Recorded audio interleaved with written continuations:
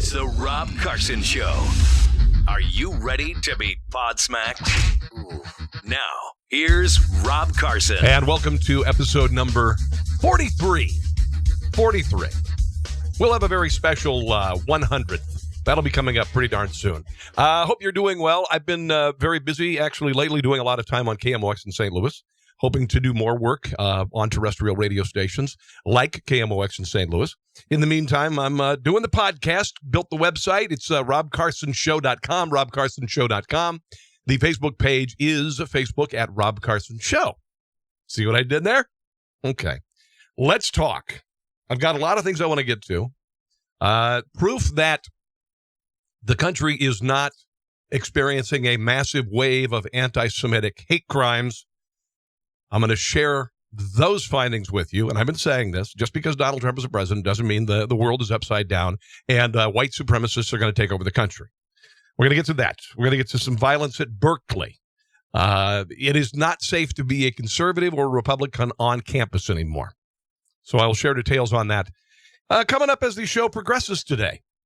Obviously, the big story of the day is Donald Trump's tweet over the weekend that he had been wiretapped by the former president of the United States. All right. There are people are going nuts over this story. A lot of media figures, including Mika Brzezinski, are having a meltdown, saying that it's unsubstantiated. This is insane. It is a march towards totalitarianism. Why are so many people willing to accept wholesale not the fact, but accept wholesale the story or the theory that the Trump campaign worked with Russia to throw the election?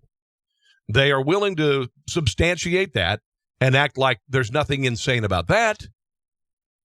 But when Donald Trump says, I found out that I was surveilled this weekend and I will provide evidence and it will be investigated, somehow that's nuts. Somehow that is just nuts. So we will see. We will see what happens.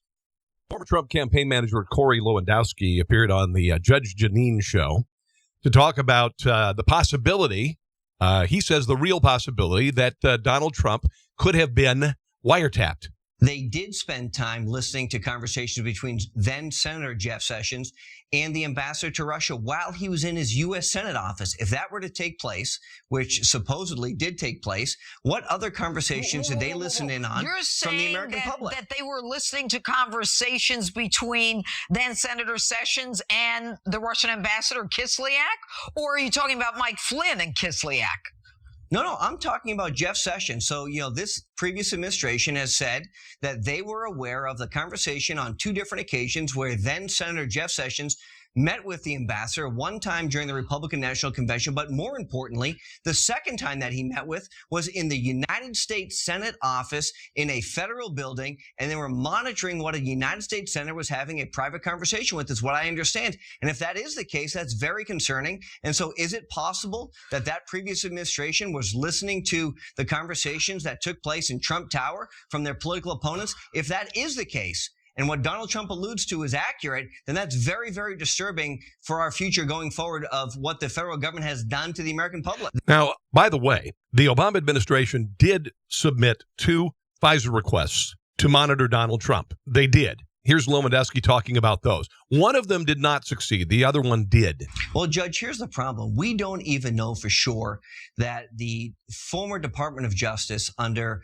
General Lynch, Attorney General Lynch, actually applied for a FISA court warrant in June, which is what some of the mainstream media is reporting, and then was denied, and then applied for a second FISA warrant in October and potentially was granted that. If that did occur, that's very troubling. The fact that the Federal Intelligence Surveillance Act is being used to listen to political opponents of the President of the United States is very, very damaging, very dangerous. And just think for 1 second, just for one iota, if George W. Bush would have used the same thing to listen to Barack Obama when he was a candidate, when he was, spending time with people who have talked about bombing, a number of places like Jeremiah Wright.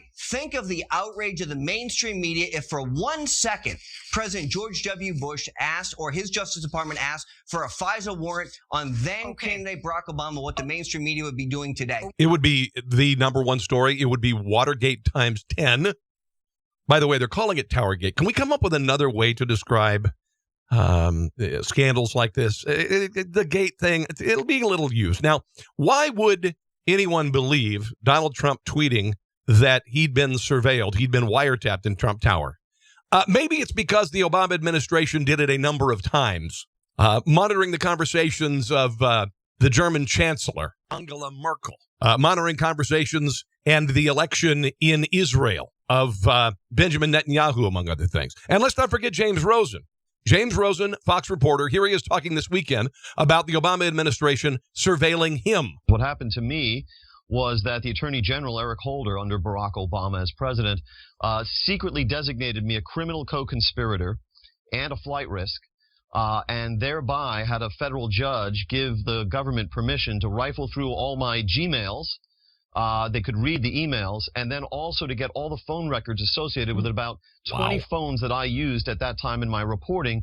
All of those phone lines were 202 or 703, which are the area codes associated with Washington and the Pentagon, Northern Virginia area. One of those 20 phone lines was 718, and that referred to my parents' house on Staten Island at that time. Okay, that's just frightening. That's cloak and dagger stuff, as far as I'm concerned. That's something you see in the movies, but it was actually happening. Here's a little bit more about what James Rosen went through. That's right. The surveillance extended, for example, to monitoring my whereabouts and my use of the swipe badge that I had as a member of the State Department press corps when I was leaving the building, where I was using telephones and so forth.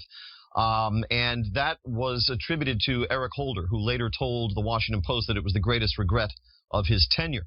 And that by all accounts, this was illegal and unprecedented. Not even Neil Sheehan, who was the New York Times reporter back in 1971 who published the Pentagon Papers, 7,000 classified documents, was designated by the Nixon administration as a criminal co-conspirator in a violation of the Espionage Act. So that was an honor that I had all unto myself. But in the case of what we're hearing now from President Trump, there's just a lot we don't know. We have to caution our viewers that we hope to learn more about it.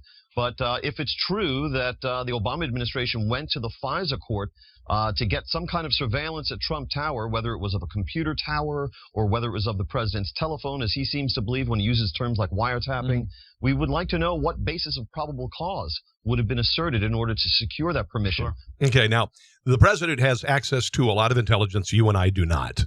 Kelly and Conway talked about that yesterday on, I believe it was Fox News yesterday morning, that she believes, and a lot of people who are defending Trump believe, that he does have actionable intelligence that showed there was an approved or unapproved surveillance of him in Trump Tower. So this is all going to come out in the end, whether it's true or not.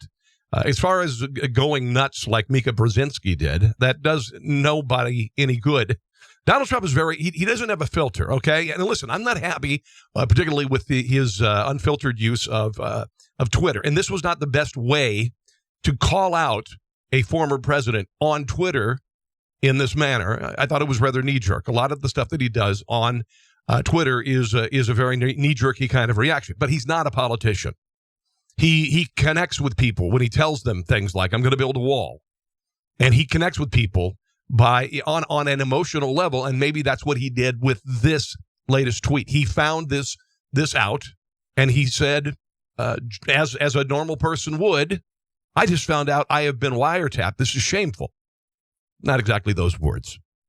Here's Marco Rubio. He is not saying it did or didn't happen, but it is going to be investigated. Yeah, so obviously I'm not sure what it is he is talking about. Perhaps the president has information that is not yet available to us or to the public. And if it's true, obviously we're going to find out very quickly. And if it isn't, then obviously he'll have to explain what he meant by it. So I'm not sure what the genesis of that statement was, but I imagine we're going to learn more about it here over the next few days, one way or the other. Do you think the FBI should clear it up one way or another? Well, that's also a difficult thing. I mean, the FBI does not confirm either that there is or that there is not investigations. It does not talk about pending matters, either denying that they exist or admitting them. For the most part, that's been their practice. And I know it's a source of deep frustration for a lot of people, not just on this issue, but other issues in the past. But what I think we should do is everybody needs to take a deep breath and calm down here. And let's go through this of what we are doing. In the Senate Intelligence Committee, we are working in a bipartisan way to collect facts that involves reviewing classified and sometimes unclassified and open source information. We will issue a report to the Senate that will be available to the American people, and then people can form judgments on the basis of the collection of facts. That is what we are undertaking. I remain confident that the Senate Intelligence Committee is going to produce a document built on the facts that will allow people to reach judgments based on the facts. At this point, when I've examined the evidence so far, and not really evidence, but more reaction, and pieced together some of the things the Obama administration had done and what Barack Obama is doing right now, that is staying in Washington, D.C., that is maintaining an office in the Capitol, that is having Valerie Jarrett move in to the 8,500 square foot mansion in Washington, D.C. with the Obamas, clearly working with his own organization, Organizing for America, which has I've heard 50,000 members nationwide, and it's growing. He's clearly wanting to torpedo this president. Would it be a surprise to you to find out that he was doing everything he could to torpedo the president when he was running for president? Lindsey Graham spoke at a very lively town hall in South Carolina last night and basically said he's going to get to the bottom. I've got a couple bites here. One a relatively short one longer, but listen to the crowd reaction. Democracy is under siege from Putin's Russia, and let it be said that the pushback against... By the way, this is another town hall that has been invaded by bought and paid for protesters, Organizing for America, and other organizations. We're seeing this nationwide. Here's a little more. Putin started with a senior senator from South Carolina. The tweet today by President Trump was earth-shattering to me. Yep. Just think about what he claims. He claims that the former president illegally wiretapped his campaign. We need to get to the bottom of that. Don't you agree? Yeah, we really, really do. And, you can't just poo-poo this as a tweet. You have to take this seriously. Regardless of what you think of Donald Trump, you have to take this seriously and investigate it. I believe that this president has I think he's very honest about things that you and I would otherwise never know. Okay, so saying that he was wiretapped, he blurted that out on Twitter. I can't agree with that. I don't like the fact that he did that. You can't just call out a former president on Twitter and not present your argument. You've got to have your argument together. You've got to have the evidence. You've got to have the investigation first. Here's a little bit more. Lindsey Graham in South Carolina. So apparently this morning, President Trump tweeted out that he believes that President Obama ordered wiretapping of his campaign, Trump Tower. Okay, there are the protesters. There's one who just made a complete fool of herself. Let's go ahead and hear that again. Trump Tower. And that would be, yes. So I don't know. I know this crowd wouldn't be laughing if he was saying that Donald Trump, without any substantiation, and the Russian government threw the election in his favor. What happened, but I can only tell you the summary of the tweet. The President of the United States is claiming that the former President of the United States ordered wiretapping of his campaign last year. I don't know if it's true or not, but if it is true, illegally, there you go. And they're laughing snarkily. It would be the biggest political scandal since Watergate. Yeah. Now, Russia. The other side of the story. See, I told you that they're convinced that Russia had something to do with the election, but when he says he was surveilled, when Donald Trump tweets that he was surveilled, that's absolutely preposterous. Just be quiet. Thank you. Yeah, shut up. If the former President of the United States was able to obtain a warrant lawfully to monitor Trump's campaign for violating law, that would be the biggest scandal since Watergate. Yeah. So here's the deal. As we get ready to talk to each other, I'm very worried. I'm very worried that our president is suggesting that the former president has done something illegally. I would be very worried if, in fact, the Obama administration was able to obtain a warrant lawfully about Trump campaign activity with foreign governments.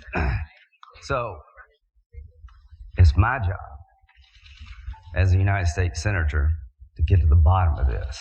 All right. So, this is the same White House. I'm talking about the Obama White House that sicked the IRS on 501c3s that were conservative, effectively shutting them down or putting off their approval until after an election.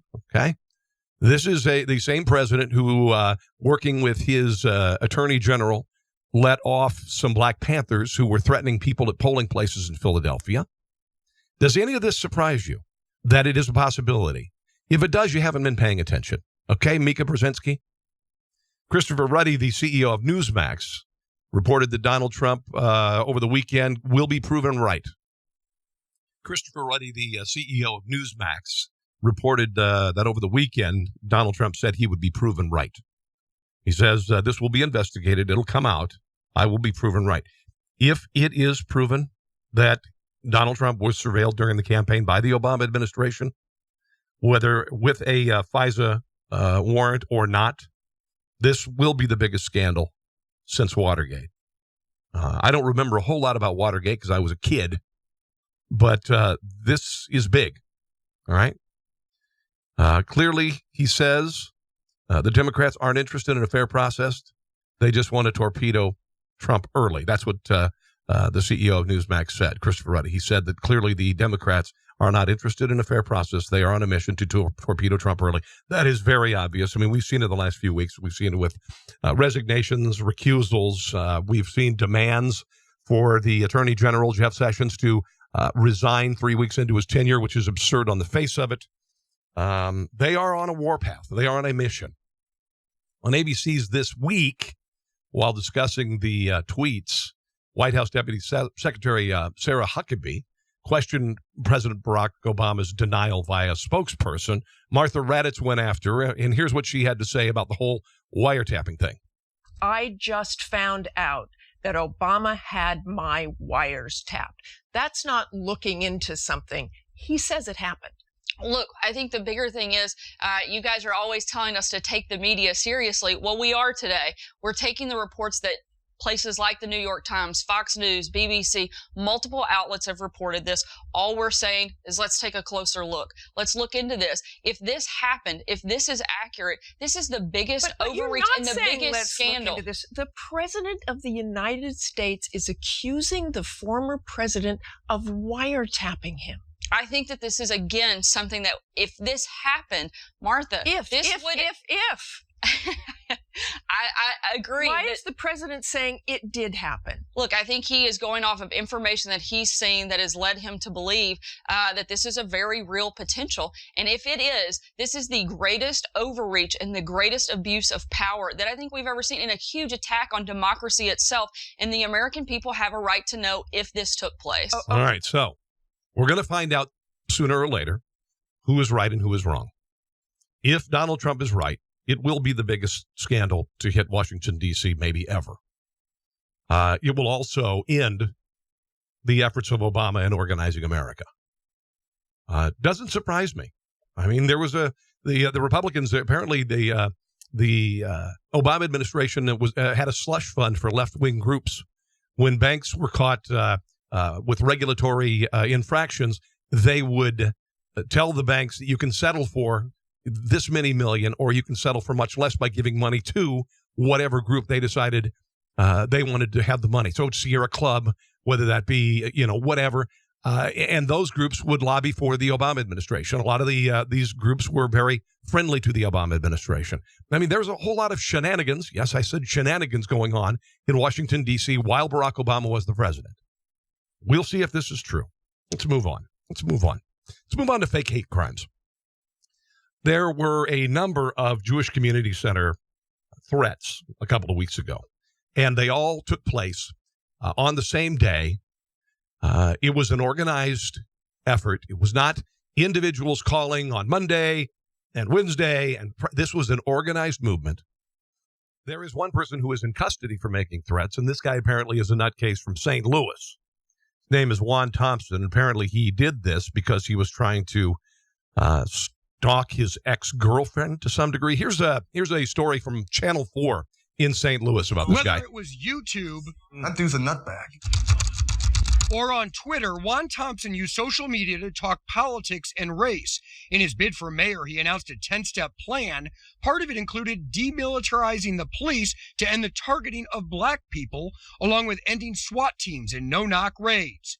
He announced his run the day after Governor Greitens' wife was robbed at gunpoint. Greitens released a statement saying, quote, "She is safe but shaken." Thompson took the opportunity to say, "Don't feel bad. They are going to rob poor people over the next 4 years." His Twitter feed also deflected blame for the Jewish Community Center threats on a white woman he dated. He said, she, though I can't prove it, even sent a bomb threat in my name to a Jewish center. He added the woman wanted him to be raped in jail. On Monday, he tweeted, "Another round of threats against Jewish people in the middle of the day. You know who's at a JCC? Kids." Online, he also railed against Republican and Democratic politicians, including Hillary Clinton, who he was photographed with back in 2003 during a high school trip. Now, the reporter is trying to make it sound like he is bipartisan. He's not. He's a leftist. He's very left of center. He's a Bernie supporter, by the way. All right?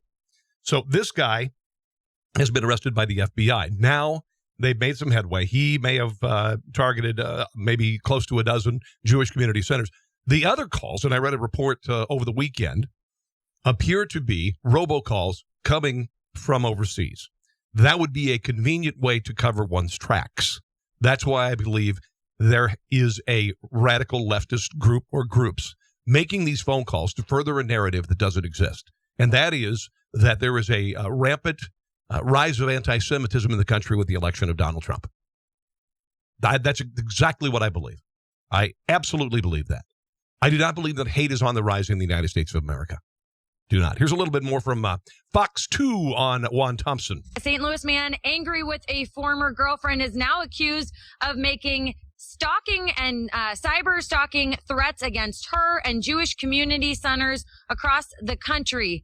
The 31-year-old Juan Thompson is accused of cyber stalking his former romantic interest by making threats to JCCs and to the Anti-Defamation League in Manhattan in the victim's name. Thompson was arrested in St. Louis this morning and is expected to be presented here at the federal courthouse later today. An FBI investigation uncovered at least 8 threats against Jewish community centers as part of his plot to harass and intimidate the victim.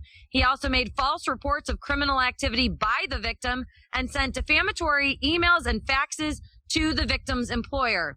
The FBI accuses Thompson of making threats which intimidated an entire community.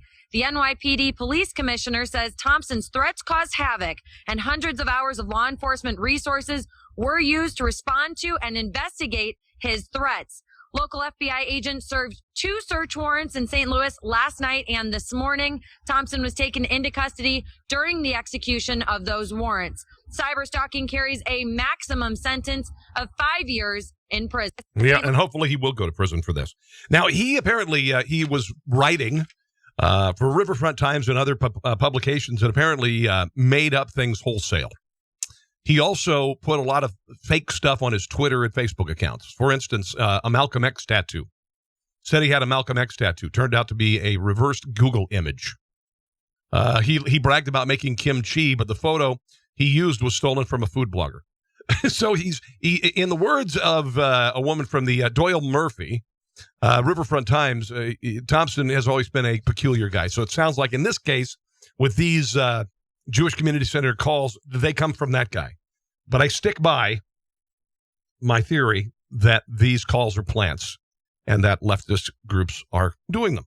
And if you disagree with me, hey, write me. I've got a email, carsonontheradio@gmail.com. carsonontheradio@gmail.com. All right. Let's move on to some things that happened over the weekend. There were some pro-Trump rallies around the country. And, it's amazing that when the press covers a Republican gathering, they know exactly the number of people who are there. Okay? When it is a leftist protest, they never say only 15 people showed up. But in a day of rallies, several of them became violent. Not a big surprise because leftists showed up with wooden sticks, pepper spray, bricks, among other things, and attacked Trump supporters. Total of 10 people were arrested, including 5 for battery, 4 for assault with a deadly weapon, and 1 for resisting arrest, I should say. They brought metal pipes, bats, 2x4s, and pieces of wood. A group with bricks was detained, their bricks confiscated. Some anti-Trump protesters threw things at Trump supporters. Berkeley police made occasional forays into the crowd, but mostly held back. Some people had bloodied faces. One pro-Trump supporter was apparently sprayed in the face with mace. Several attendees complained about the lack of intervention by police officers. They did the same thing with Milo Yiannopoulos' speech, stood back and let it happen. Complaint that was also common during the anti-Milo Berkley riot last month, as I just said. An elderly attendee wearing a Make America Great Again hat was also pepper sprayed, causing him to collapse to the floor. At least two people with their faces covered up could be seen on video trying to set fire to an American flag, while a photo on Twitter showed the bloody face of a man who wore a T-shirt that said, "Trump is my president." Okay, so that's what's going on. There was an attempt to silence speech in the supposed, the birthplace of free speech in America on campus is Berkeley, right? Something like that. This is growing in America. And this is a reason why concealed carry probably not such a bad thing on campus, because campuses are becoming more dangerous for those who are conservative, those who are Republican, and attempt to express their beliefs in public. Almost constantly here of tables being vandalized, people handing out flyers for whether it be Trump, whether it be another Republican, whether it be the society of Republicans that exists on campus. They are being vandalized. They are being threatened. Berkeley College Republicans are in fear for their lives, essentially. They've had basically their signs taken down. One vile anti-free speecher at Berkeley, they caught him on tape wrecking a sign. Here's a story about how scary it is right now to be a Republican at Berkeley. We have a sign here, a wooden sign, hand-painted. The club sign, older than the members, is in pieces, busted by a student who stopped by this table on Sproul Plaza to talk about issues like abortion and gay rights. And it definitely wasn't a heated disagreement between us at all. So I was quite surprised that he suddenly decided that he was going to destroy our private property. The club captured it as the young man calmly, casually cracked their sign in half, at one point cracking jokes. Do you know if this would be compost or regular trash? I believe it would be compost. Yeah, probably. When he left, UC police were alerted. That was Tuesday afternoon. We got the police report. You get it? And it happened again Wednesday. This time, a vinyl Trump sign kicked and torn off its frame. It's also ripped on the sides. 2 people that time, one on a bike. Club members chased them down and got pictures. It's not about signs, they say. That happens every week where we get our materials destroyed. It happened last semester. We had a Trump cardboard cutout that was also destroyed and brushed by a group of 20 students. So this is kind of a daily occurrence for us. Berkeley College Republicans is the group that hosted Milo Yiannopoulos for a campus speech shut down by protesters, including some who turned violent and destructive. Since then, club members have seen these posters crop up, their names and photos, and the heading, "Know Your Baby Fascists." Being singled out is unnerving. It's amazing how they call Trump supporters fascist while they behave as fascists. For their parents, too. They wanted me to come home.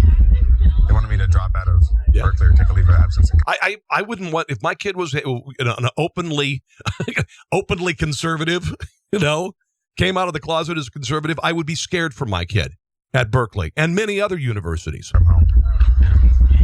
I convinced him not to. From the university, a statement condemning this new round of disturbing incidents. Yeah, it's disturbing. Why don't you do something about it? It's against the BCR and reaching out to targeted students who may now feel threatened. That sort of seems witch hunty to me. The posters, some students say, cross the line. Especially at Berkeley, like the home of the free speech movement. You need to... No, it's never been the home of the free speech movement. It's been the home of the leftist free speech movement, meaning you're perfectly fine protesting the Vietnam War. You're perfectly fine criticizing Republican presidents. It has never been about free speech at Berkeley. That's a lie. Even if you don't agree with someone's political opinions, you need to respect that.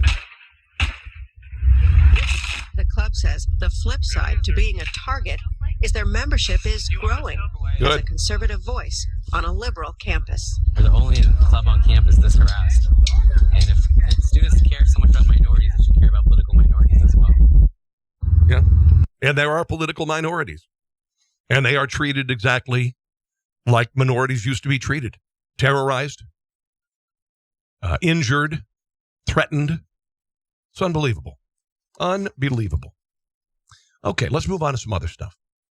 Movie theater in Alabama has announced they will not be showing Disney's Beauty and the Beast over the surprise for same-sex couples. The owners of the Henniger Drive-In said in a post on Facebook that they must take a stand when companies continually force their views on us. When companies continually force their views on us, we need to take a stand. We all make choices, and I'm making mine. For those that do not know, Beauty and the Beast is premiering their first homosexual character. The producer also says at the end of the movie there will be a surprise for same-sex couples. If we cannot take our 11-year-old granddaughter and 8-year-old grandson to see a movie, we have no business watching it. If I can't sit through a movie with God or Jesus sitting by me, then we have no business showing it.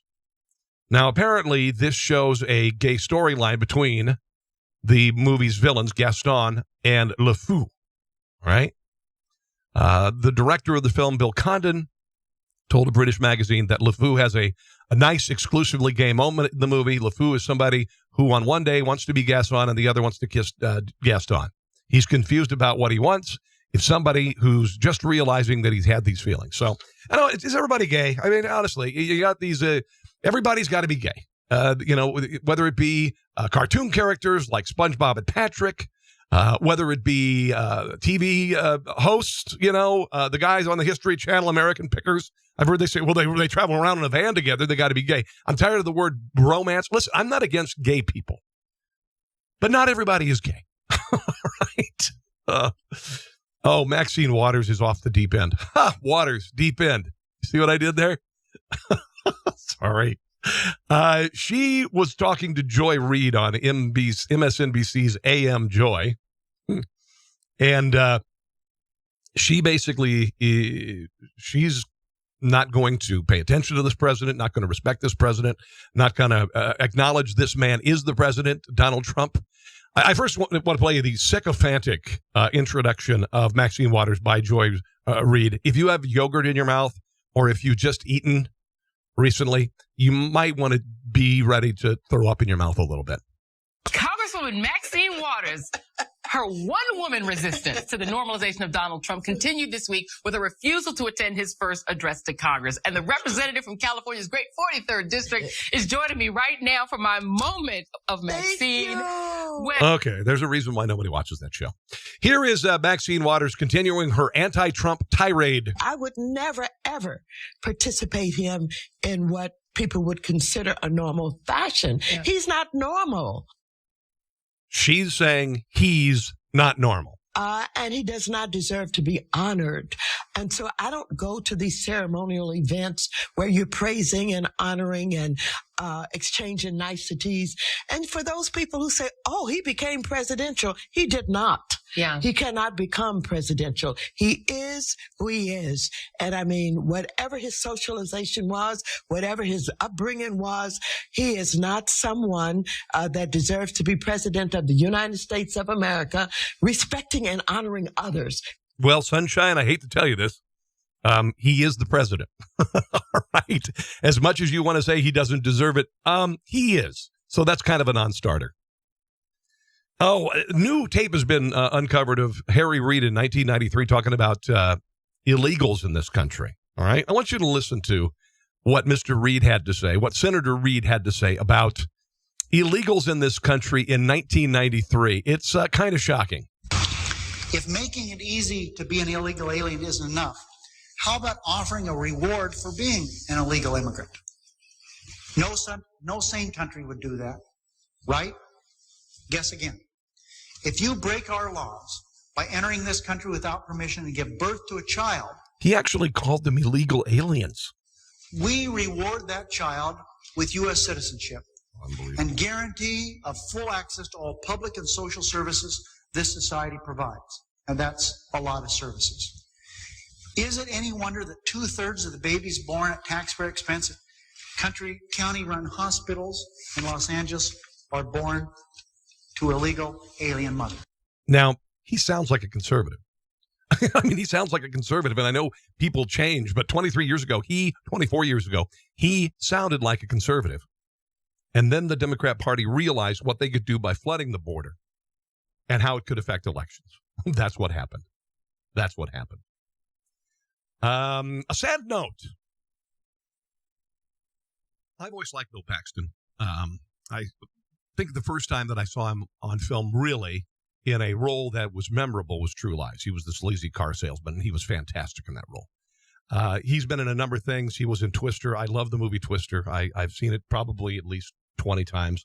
I know that meteorologists hate it because it's not factual. If there are cows flying around you, your truck is going to fly too. That's what I've heard anyway. But I've always liked him. He was in Apollo 13. He was in Titanic. He did a terrific documentary going down to the Titanic. He went down to the Titanic with a Russian team, and I have seen that documentary a number of times. I've always liked the guy. Well, it turns out he went in for surgery to repair an aneurysm and suffered a stroke. He went in to have this aneurysm. Now, I had heard he had a heart issue, but he had an aneurysm, and he died 11 days later from complications that caused him to suffer a stroke. He was 61 years old, and God bless him. I just thought he was great. I'm just one of those guys that I just kind of connected with. 8 stars whose ratings have soared due to President Trump. Now, this is, pretty interesting. I don't know if this will mean that liberal talk radio is going to make a comeback anytime soon, but some shows that have really gone through the roof. Full Frontal with Samantha Bee, apparently. I've seen little bits of it on, I guess it's TBS, 92% compared to last year. Daily Show with Trevor Noah has grown pretty dramatically, up to 1.5 million viewers, which is nothing. And nobody's really watching that show. Tucker Carlson Tonight. Huge numbers since taking over for Megyn Kelly. Part of it might be that he took over for Megyn Kelly. Real Time with Bill Maher, 40% above last year's audience, because there's a lot of talk about, obviously, Trump gets numbers. CNN's The Lead with Jake Tapper has grown 60% over a year ago. Saturday Night Live. I don't see how this is possible because I can't stand it generally. And who really watches Saturday Night Live on Saturday night? Do you? I don't. Rachel Maddow has seen very large numbers, 2.3 million viewers each night, compared to double her viewership from February 2016. So, she's doing okay. I'm not a big fan, obviously, but it's working for her. Okay, Late Show with Stephen Colbert apparently has gone through the ceiling as well. The most watched show in late night ever since the Trump administration took office. So they have benefited quite well from Donald Trump's presidency. Oh, boy. Here's an odd story. A 50-year-old man in Japan was recently found dead. There are ways you don't want to be found dead. How about buried in your porn collection? This guy, he was a hoarder, and he hoarded porn. Magazines, I guess, VHS tapes, whatnot. Apparently, he'd been dead for about a month, and he was buried under a wall of porn that fell on him. Not a good way to go. All right. Oh, Mercedes, by the way. They have their most expensive SUV ever. This is, I will never have one of these unless I win the lottery.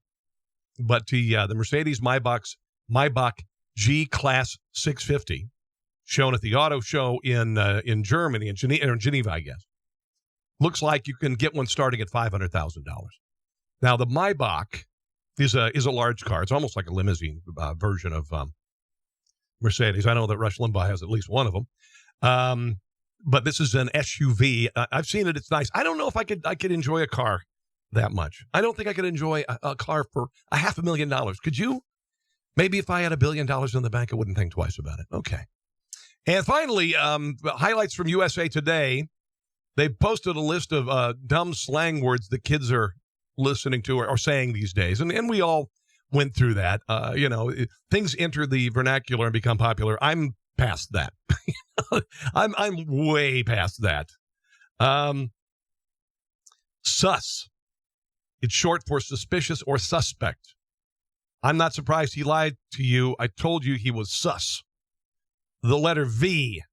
It's short for very. Like instead of saying your friend is very good at something, you just say, she V good. She's V good. Woke. If you're woke, it means you're smart and pay attention. All right? I've heard that. Fire. Kids use it as an adjective now. It basically means something's hot. Like, that new song is straight fire. All right? Thirsty means you're desperate, especially when it comes to dating. Clap back. It's when you respond with a clever comeback like, he kept teasing me, but he wasn't expecting me to clap back. Turnt. It can mean two things. You either really hyped about something or you're on something, okay? Something it's used, like, sometimes it's used like a synonym for screwed up, effed up, okay? So two things. You're hyped or you're effed up. And finally, lit. It doesn't mean you're drunk or wasted anymore. It means something's cool, like that party was lit. All right, so, you used to say bad, and bad was good back in the 1980s. Now it's lit. So if something's good, it's lit. All right, so hopefully you'll think my show is lit, and you don't think that I'm turnt. All right, on that note, I will never use current slang again. Thank you very much. Thank you guys for listening today. The show's a little bit longer today. There was a lot to be said. I hope you enjoyed it. If you get a chance to check out the new website, it's robcarsonshow.com. Also, I have a Patreon page, which allows you to give $1 or $5 or $10 a month so I can continue to do this, okay? Just go to patreon.com. Look for Rob Carson Show. I guarantee I'll make it worth your while. Also, you can check out my Facebook page at Rob Carson Show. And I've got a food blog. If you like to cook, you like to watch cooking videos, etc., just go to Facebook.com and look for Rob Carson's Table. God bless you. Thank you for listening, guys. We'll see you again for episode number 44 soon. Thanks for listening to The Rob Carson Show. Friend him on Facebook at Carson Show, on Twitter at Rob Carson, and on Instagram, I think Facebook and Twitter are enough for now. We'll see you soon.